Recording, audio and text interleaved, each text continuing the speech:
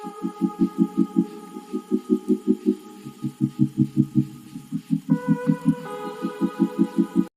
Friends, welcome to Soujanya vlogs.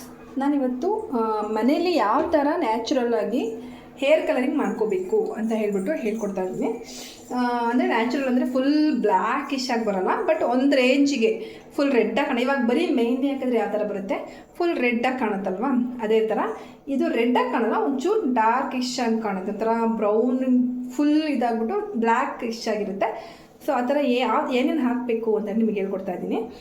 ಇಲ್ಲಿ ನಾನು ಇದನ್ನು ಬೀಟ್ರೂಟ್ನ ತುರಿದಿಟ್ಕೊಂಡಿದ್ದೀನಿ. ಬೀಟ್ರೂಟ್ನ ತುರಿದಿಟ್ಕೊಬಿಟ್ಟು ಒಂದು ಲೋಟ ನೀರಿಗೆ ಚೆನ್ನಾಗಿ ಕುದಿಬೇಕದು ಬೀಟ್ರೂಟು ಆ ಥರ ಆಗಲಿ ಅಂತ ಕುದಿಯೋಕ್ಕೆ ಇಟ್ಕೊಂಡಿದ್ದೀನಿ. ಅದು ಏನಾಗಬೇಕು, ಸ್ವಲ್ಪ ನೀರು ಆಗಬೇಕು ಕೊನೆಗೆ. ಇವಾಗ ನಾವು ಮಿಕ್ಸ್ ಮಾಡ್ಕೊಳ್ಳೋಕೆ ಎಷ್ಟು ಬೇಕೋ ಆ ಪ್ರಮಾಣದಲ್ಲಿ ನೀರು ಆಗಬೇಕು. ಅಲ್ಲಿವರೆಗೂ ಅದು ಕುದೀತಾ ಇರಲಿ.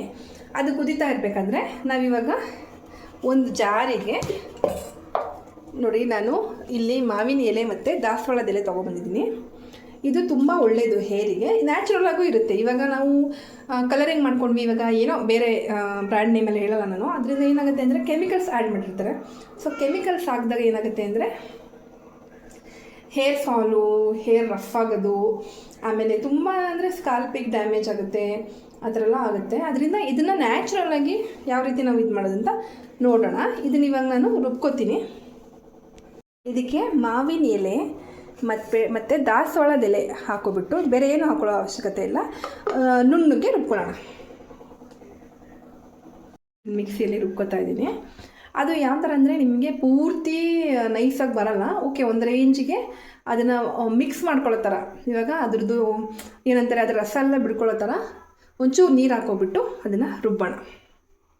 ಅಷ್ಟೊತ್ತಿಗೆ ಇಲ್ಲಿ ಬೀಟ್ರೋಟು ಚೆನ್ನಾಗಿ ಕುದಿಯೋ ಥರ ಒಂಚೂರು ಹೈಯಲ್ಲಿ ಇಟ್ಕೊತಾ ಇದ್ದೀನಿ ಫ್ಲೇಮು. ತುಂಬ ಹೈಯಲ್ಲಿ ಮಾಡ್ಕೊಳಕ್ಕೆ ಹೋಗ್ಬಿಡಿ, ಪಾತ್ರೆಗೆ ಒಂಥರ ಕಲರ್ ಆಗ್ಬಿಡುತ್ತೆ. ಬೀಟ್ರೋಟ್ ಮೊದಲೇ ರೆಡ್ಡಿಶ್ ಅಲ್ವಾ, ಒಂಥರ ಪರ್ಪಲ್ ಥರ ಒಂಚೂರು ಆಗುತ್ತೆ. ಅದಕ್ಕೋಸ್ಕರ ಒಂದು ಮೀಡಿಯಮ್ ಇದರಲ್ಲಿ ಚೆನ್ನಾಗಿ ಕುದಿಬೇಕಷ್ಟೇ, ಅದು ಪೂರ್ತಿ ಇದಾಗೋದೇನು ಬೇಡ.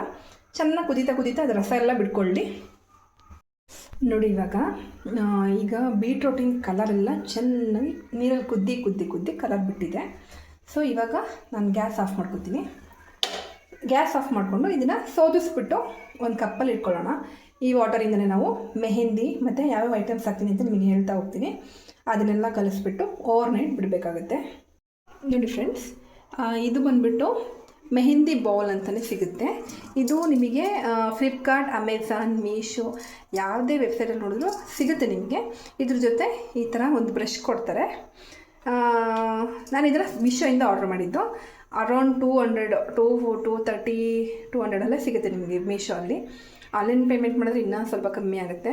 ಇದು ಏನಕ್ಕೆ ಅಂತ ಅಂದರೆ, ಕಬ್ಬಿಣದಲ್ಲಿ ನೀವು ಮೆಹಂದಿ ಮತ್ತು ಇದನ್ನೆಲ್ಲ ಹಾಕಿ ಮಿಕ್ಸ್ ಮಾಡಿ ಓವರ್ ನೈಟ್ ಬಿಡೋದ್ರಿಂದ ತುಂಬ ಅದು ಕಲರ್ಫುಲ್ಲಾಗಿ ಫುಲ್ ಅದು ಬಿಟ್ಕೊಳ್ಳುತ್ತೆ, ಚೆನ್ನಾಗಿ ಹಿಡಿಯುತ್ತೆ ಅಂತ ಹೇಳ್ಬಿಟ್ಟು ಇದನ್ನು ಯೂಸ್ ಮಾಡಬೇಕು. ನನಗಂತೂ ತುಂಬ ಚೆನ್ನಾಗಿ ರಿಸಲ್ಟ್ ಕೊಟ್ಟಿದೆ. ಇದನ್ನು ಮೆಹಂದಿ ಬೌಲ್ ಅಂತ ನೀವು ಸರ್ಚ್ ಮಾಡಿದ್ರೆ ಮೀಶೋದಲ್ಲಿ ಸಿಗುತ್ತೆ. ಓಕೆ, ಇವಾಗ ಪ್ರೋಸೆಸ್ ಶುರು ಮಾಡ್ತೀನಿ. ರಾಜಸ್ಥಾನಿ ಹೀನಾ ಸೂಪರ್ ಮೆಹಂದಿ ಪೌಡರ್ ಅಂತ ಹೇಳ್ಬಿಟ್ಟು ಇದನ್ನು ನಾನು ಮೀಶೋಯಿಂದ ತರಿಸಿರೋದು. ಇದು ತುಂಬ ಚೆನ್ನಾಗಿ ಕಲರ್ಫುಲ್ಲಾಗಿ ಕಲರ್ ಆಗುತ್ತೆ. ಮೆಹಂದಿ ಕಲರ್ ತುಂಬ ಚೆನ್ನಾಗಿದೆ, ಟ್ರೈ ಮಾಡ್ಬೋದು ನೀವು. ಮೀಶೋದಲ್ಲಿ ನೀವು ಇದನ್ನು ರಾಜಸ್ಥಾನಿ ಹೀನಾ ಮೆಹಂದಿ ಪೌಡರ್ ಅಂತ ಅಂದರೆ ಇದು ನಿಮಗೆ ಸಿಗುತ್ತೆ. ಸೊ ಅದನ್ನು ನಾನು ಎಷ್ಟು ಹಾಕೋತಿದ್ದೀನಿ ಅಂದರೆ, ಒಬ್ಬರಿಗೆ ಯೂಸ್ ಮಾಡ್ಕೊಳ್ಳೋಷ್ಟು ಹಾಕೋತಾ ಇದ್ದೀನಿ. ನೋಡ್ಕೊಂಡು ಫಸ್ಟು ಹಾಕ್ಕೊಳ್ಳಿ. ನಿಮಗೆ ಉದ್ದ ಕೂದಿದ್ರೆ ಜಾಸ್ತಿ ಹಾಕ್ಕೊಳ್ಳಿ, ಕಮ್ಮಿ ಇದ್ದರೆ ಶಾರ್ಟ್ ಇರ್ತಿದ್ರೆ ಕಮ್ಮಿ ಹಾಕ್ಕೊಳ್ಳಿ. ನನ್ನ ಕೂದಲು ಮೀಡಿಯಮ್ ಆಗಿದೆ, ತುಂಬ ಲಾಂಗು ಇಲ್ಲ, ತುಂಬ ಶಾರ್ಟು ಇಲ್ಲ. ಸೊ ಅದಕ್ಕೆ ನನ್ನ ಕೂದಲಿಗೆ ಅನುಸಾರವಾಗಿ ನಾನು ಹಾಕೋತಾ ಇದ್ದೀನಿ. ನೀವು ಫೋಲ್ಡ್ ಮಾಡಿ ಈ ಥರ ಕ್ಲಿಪ್ ಹಾಕಿ ಇಡೋದ್ರಿಂದ ಇದರೊಳಗಡೆ ಹೇರ್ ಜಾಸ್ತಿ ಹೋಗದೆ ಇರೋದ್ರಿಂದ ಅದು ಕ್ವಾಲಿಟಿ ಚೆನ್ನಾಗಿರುತ್ತೆ. ಓಕೆ, ಇವಾಗ ಆಮ್ಲ ಪೌಡರ್ ಹಾಕೋತಾ ಇದ್ದೀನಿ. ಆಮ್ಲ ಪೌಡ್ರ್ ಇವಾಗ ಮೆಹಂದಿ ಪೌಡರ್ ನಾನು ಎಷ್ಟು ಹಾಕೊಂಡಿದ್ದೀನಿ ಅಂದರೆ, ಆಮ್ಲ ಪೌಡ್ರು ಒಂದು ಸ್ಪೂನ್ ಅಥವಾ 1.5 ಸ್ಪೂನ್ ಹಾಕೊಂಡ್ರೆ ಸಾಕು. ಇದರಿಂದ ಕಲರು ಬ್ಲ್ಯಾಕ್ ಕಲರ್ ಇರುತ್ತಲ್ಲ, ಅದು ಎನ್ಹಾನ್ಸ್ ಆಗುತ್ತೆ. ಸೊ ಓಕೆನಾ, ಮೆಹಂದಿ ಆಯಿತು. ಇವಾಗ ಆಮ್ಲ ಪೌಡ್ರ್ ಹಾಕೋತಾ ಇದ್ದೀನಿ. ಆಮ್ಲ ಪೌಡ್ರ್ ಆದಮೇಲೆ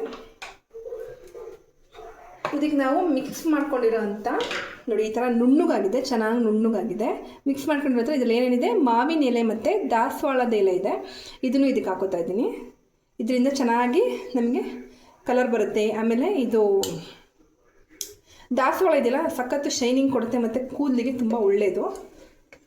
ಅದಕ್ಕೆ ದಾಸವಾಳ ಎಲೆ ಮತ್ತು ಮಾವಿನ ಎಲೆ ಇತ್ತಲ್ವ, ಅದನ್ನು ಚೆನ್ನಾಗಿ ನೈಸಾಗಿ ರುಬ್ಕೊಂಡಿದ್ದೀನಿ. ನೈಸಾಗಿ ರುಬ್ಕೊಂಡಿಲ್ಲ ಅಂದರೆ ಏನಾಗುತ್ತೆ ಅಂದರೆ ತರಿಯಾಗಿತ್ತು ಅಂದರೆ ಅದು ಹಾಗೆ ಇರುತ್ತೆ, ಮತ್ತು ಕೂದಲ ಮೇಲೆ ಹಾಗೆ ಇರುತ್ತೆ. ಸ್ನಾನ ಮಾಡಾದ್ಮೇಲೆ ನೀವು ಒರೆಸ್ಕೊಂಡ ಮೇಲೂ ಸಹ ಪುಡಿ ಥರ ಇರುತ್ತೆ. ಈ ಥರ ಮಾಡ್ಕೋಬೇಕು. ಹೇಳಿದ್ನಲ್ಲ ಆಮ್ಲ ಪೌಡ್ರ್ ಅಂತೇಳ್ಬಿಟ್ಟು, ಅದನ್ನು ಸಹ ನಾನು ಮೀಶೋದಲ್ಲಿ ಆರ್ಡ್ರ್ ಮಾಡಿದ್ದು. ಅದು ಸ್ಟಾರ್ ಲೀಫ್ ಅಂತ ಬ್ರ್ಯಾಂಡ್ ಬರುತ್ತೆ. ಆಮ್ಲ ಪೌಡ್ರನ್ನು ಹಾಕಿದ್ದೀನಿ. ಸರಿ, ಇವಾಗ ಎಷ್ಟು ಬೇಕಷ್ಟು. ಇದು ಬೀಟ್ರೂಟ್ ವಾಟರು, ಅಂದರೆ ಬೀಟ್ರೂಟಿಂದ ಬಿಟ್ಟಿರೋಂಥ ನೋಡಿ ಎಷ್ಟು ರೆಡ್ಡಿಶ್ ಆಗಿ ಎಷ್ಟು ಚೆನ್ನಾಗಾಗಿದೆ ಅಂತ. ಇವಾಗ ಅದಕ್ಕೆ ಅನುಸಾರವಾಗಿ ಹಾಕ್ಕೊಬಿಟ್ಟು ಮಿಕ್ಸ್ ಮಾಡ್ಕೊಳ್ಳಿ ಅಷ್ಟೇ.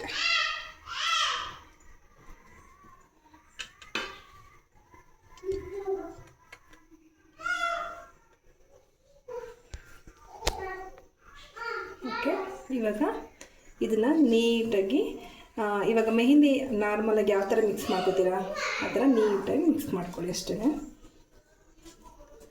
ತುಂಬ ತಿಕ್ಕಾಗೂ ಬೇಡ, ತುಂಬ ನೀರಾಗೂ ಬೇಡ. ಕೂದಲಿಗೆ ಹಚ್ಕೊಳ್ತಾರೆ, ಇವಾಗ ನಿಮಗೆ ಗೊತ್ತಿರುತ್ತಲ್ವ. ಸ್ವಲ್ಪನೇ ಹಾಕ್ಕೊಂಡು ಮಿಕ್ಸ್ ಮಾಡ್ಕೊತಾ ಇದ್ದೀನಿ.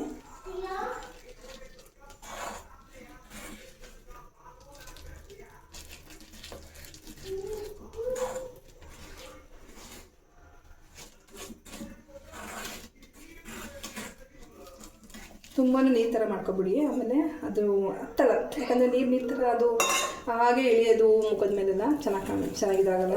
ಆಮೇಲೆ ಮುಖದ ಮೇಲೆಲ್ಲ ಇಳಿದಾದ್ರೆ ಮುಖನೂ ಕಲರ್ ಒಂಥರ ಬೇರೆ ಥರ ಆಗುತ್ತೆ ಅಲ್ವಾ. ಈಗ ಸ್ಕಿನ್ ಮೇಲೆ ಬೀಳ್ತಾಯಿದ್ರೆ ಅದಕ್ಕೂ ಕಲರಿಶ್ ಆಗಿಬಿಡುತ್ತೆ. ಸೊ ಅದಕ್ಕೆ ತುಂಬ ನೀರು ಥರ ಬೇಡ, ಈ ಥರ ಮೀಡಿಯಮ್ ಆಗಿ ಮಿಕ್ಸ್ ಮಾಡ್ಕೊಳ್ತೀವಿ.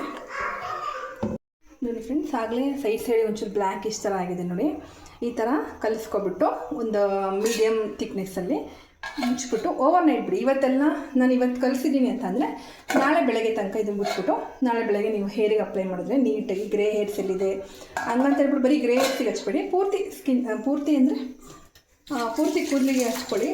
ಹೇರಿಗೆ ಹಚ್ಕೊಬಿಟ್ಟು ಒಂದು 2 hours ನಿಮ್ಮ ಕೈಯಲ್ಲಿ ಆದರೆ 4 hours ಇಟ್ಕೊಳ್ಳಿ.